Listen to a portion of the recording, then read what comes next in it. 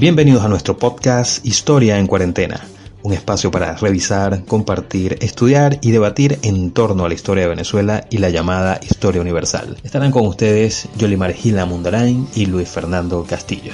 Historia en Cuarentena. Con la muerte de Juan Vicente Gómez, Venezuela inicia un vibrante proceso de transición política. Nuevos actores y nuevas formas harán su entrada en 1936. El 17 de diciembre de 1935 muere Juan Vicente Gómez, o por lo menos anuncian el fallecimiento de el general Gómez. Esto generó una conmoción en toda la sociedad venezolana, que salieron rápidamente a la calle a manifestarse de diversas formas, por la muerte de Gómez, ¿cierto? Porque Gómez simplemente representó un antes y un después para los venezolanos. Y bueno, la mayoría de esas expresiones en la calle, no todas eran, vamos a decir, positivas o pacíficas. En todo caso, de ira. Hay mucha ira contenida, y una vez que muere Juan Vicente Gómez, bueno, hay esa drenar toda esa cantidad, esa ira contenida allí.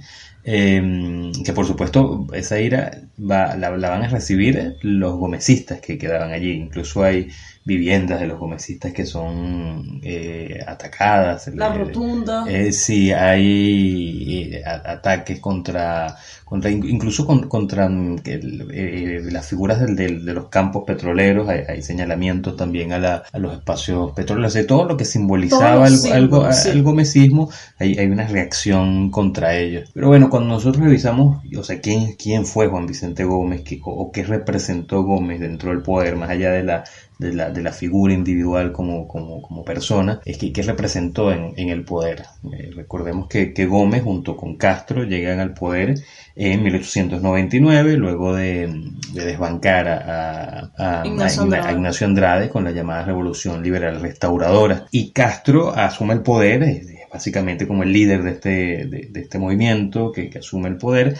Pero más tarde Castro, que ya venía digamos en una caída libre en cuanto a su popularidad, tiene una gran cantidad de conflictos. Entre ellos se suma el bloqueo, conflicto con los banqueros, que les solicita que se solicita un préstamo a los banqueros se niegan a darle ese préstamo a Castro los mete preso.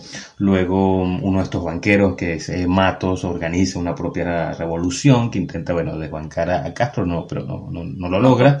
Lo cierto es que Castro, ya en un estado incluso de salud bastante complicado, tiene que salir del país para ser atendido en Europa, y deja como vicepresidente a Gómez, que por cierto no solamente era el vicepresidente, sino que también era su compadre. Y en 1908 termina derrocándolo, un golpe de estado, un golpe frío, por decirlo de alguna manera. Lo llamaron en su momento la evolución dentro de la revolución. Es decir, aquí no cambió nada, seguimos con el mismo proceso, solo que vamos a cambiar en este caso la figura presidencial, que en este caso fue Juan Vicente Gómez, muy apoyado poco por las fuerzas vivas en ese momento, porque Gómez viene a representar un respiro, una transformación en el ámbito político.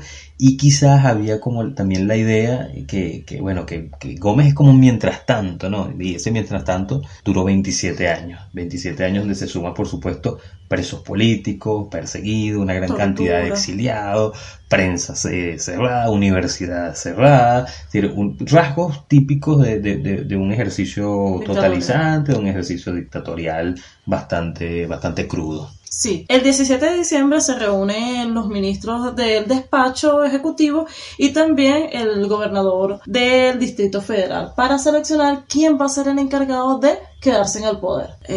Nosotros rápidamente se nos viene a la memoria Eleazar López Contreras, pero la llegada al poder de López Contreras no fue tan fácil que digamos, ¿verdad? Y Contreras es como podríamos decir, era como el hombre indicado, sí. Era como la mano derecha de Gómez.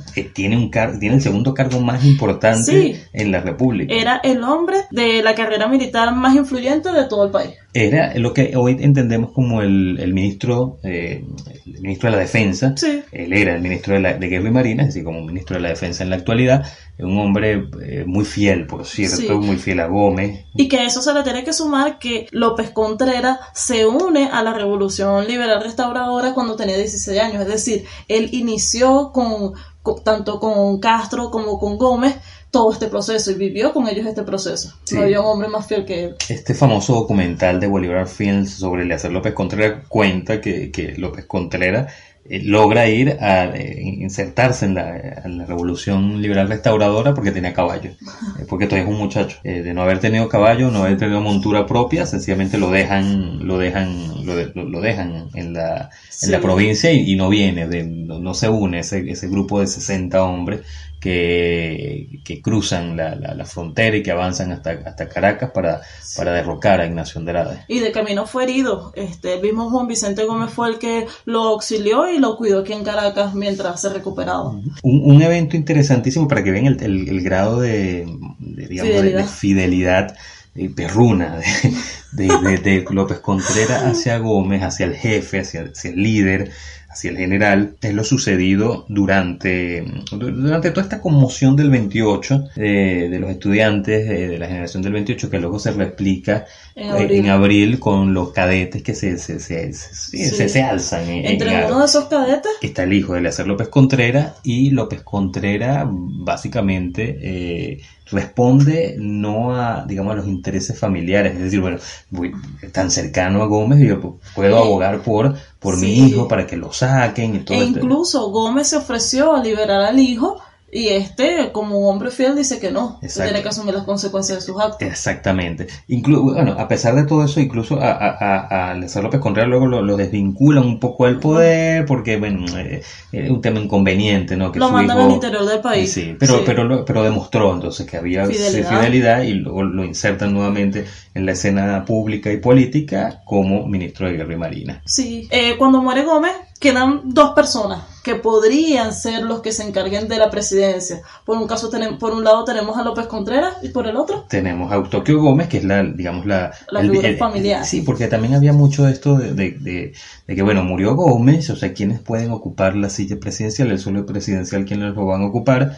Básicamente alguien de la familia, un Gómez, porque es como una cuestión también como monárquica, ¿no?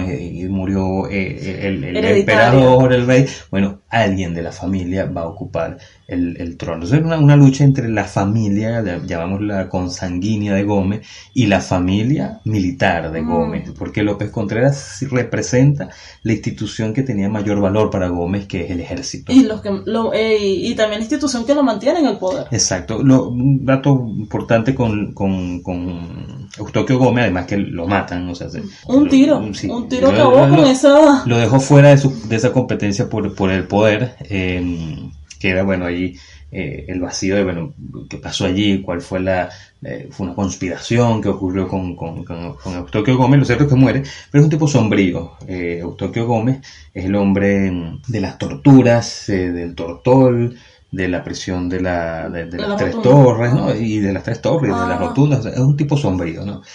Un tipo que básicamente representa lo más oscuro del gomecismo. Dice, bueno, hay una cosa más oscura del gomecismo que el mismo Gómez. Y bueno, pareciera que sí. Entonces queda fuera de la escena, queda fuera de esa carrera por el poder, y Eliezer López Contreras básicamente termina siendo ungido presidente de la República, que por cierto es electo realmente el 25 de abril de 1936, pero a partir de la muerte de Gómez, de esa elección que se hace, esa designación, es como un presidente provisional hasta que es electo en abril del 36. Sí, él ese mismo día hace un discurso, una locución a través de la radio. Es la primera vez que escuchan la voz de un presidente a través de la radio, en la cual él manifiesta calma y cordura, que era como su insignia. Calma y cordura a toda la población que estaba enardecida, haciendo reacciones populares, ¿no? No le hacen caso, el 19 continúan estas reacciones populares, e incluso Andrés Eloy Blanco, una de las personas que participó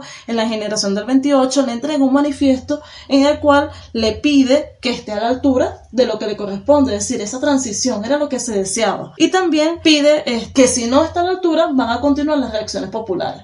Y efectivamente las reacciones continúan hasta el 4 de enero aproximadamente, a él le hacen una entrevista, pero esa entrevista es bastante interesante, Luis, porque en esa entrevista del 4 de enero, él manifiesta que va a cooperar, él va a ayudar a que se haga una especie de transición entre aquella barbarie que representaba Gómez y aquellos hombres de hoy, que eran los que él denomina, aquellas personas que piden la transición, ¿cierto? ¿Qué va a pasar? Pide confianza, pide que las críticas no sean ofensivas en contra, que apenas tiene 15, 20 días gobernando, que tienen que tener confianza en él para que puedan ver que él quiere mejorar la situación. ¿Qué ofrece a cambio? Bueno, él ofrece apertura, dice que va a generar o va a crear un ambiente en donde las manifestaciones de los ciudadanos van a ser escuchadas. También habla sobre la libertad de los presos, habla sobre el regreso de los exiliados y la creación de las organizaciones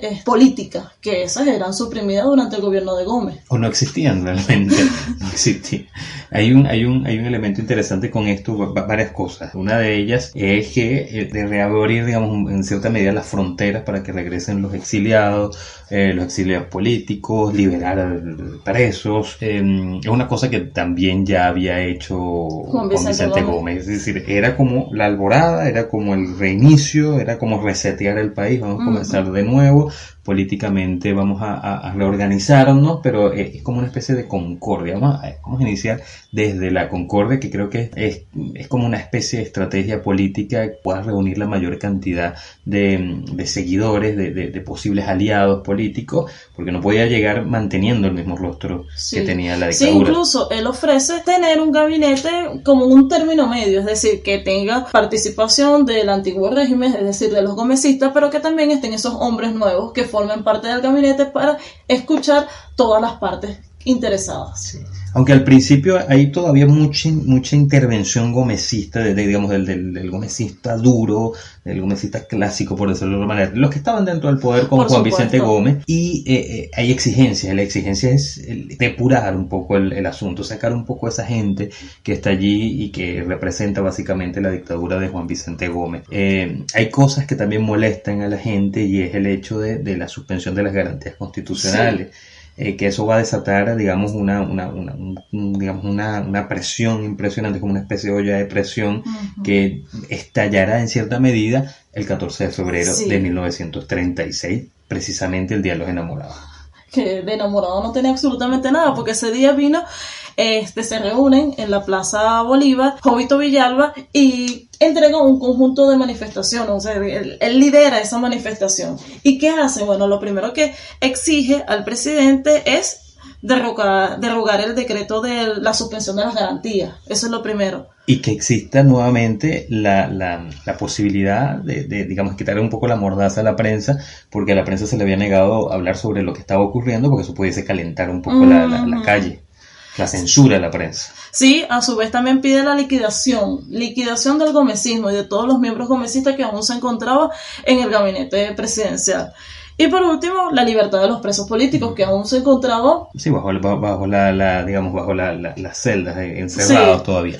Esa manifestación del 14 de febrero es interesante porque hay que imaginarnos el gomecismo. Hay que imaginarnos un escenario donde no existe posibilidad alguna de expresión. O sea, la oposición no existe. O sea, no existe una oposición política de ningún tipo. Claro, Gómez entiende la oposición como el grupo armado que lo puede desbancar en el poder, no como una oposición con la cual voy a estar en un plan de deliberación, de discusión. No, entiendo la oposición como unos tipos que van a comprar armas en Europa, que van a comprar armas en el Caribe y que van a intentar invadir el país para derrocarme. Esa es la posición que pudiese entender Juan Vicente Gómez. Por ende, no hay ningún tipo de manifestación distinta a la posibilidad del caudillaje, del hombre de armas que intente derrocar a Gómez. Tenemos que imaginarnos entonces esa manifestación del 14 de febrero como algo que no tiene antecedentes.